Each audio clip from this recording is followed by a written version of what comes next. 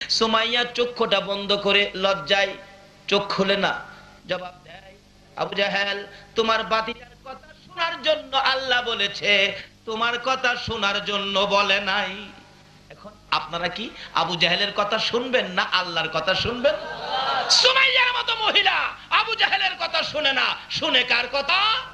কেন আল্লাহ বলেছে অমাইয়ুতির রাসূলা ফাকাদ আতা আল্লাহ, তোমরা আমার এই নবীর কথাগুলি মানো, তাইলেই হবে আমি আল্লাহর কথা মানা।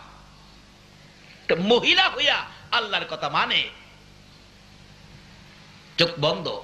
আবু জাহাল তোর ভাতিজার কথা শোনার জন্য আমার আল্লাহ বলেছে, তোমার কথা শোনার জন্য বলে নাই।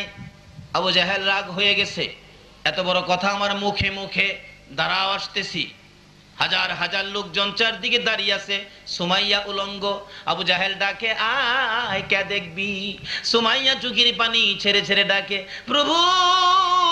আবু জাহেল মানুষ দাওয়াত দেয় আমারে দেখার জন্য, শুধুমাত্র তোমাকে দাওয়াত দেয় না। মাবুদ গো, আমি তোমার বন্ধুর পাগল ইনি সুমাইয়া দাওয়াত দিলাম, তুমি মাবুদ আমি সুমাইয়ারে দেখা যাও না।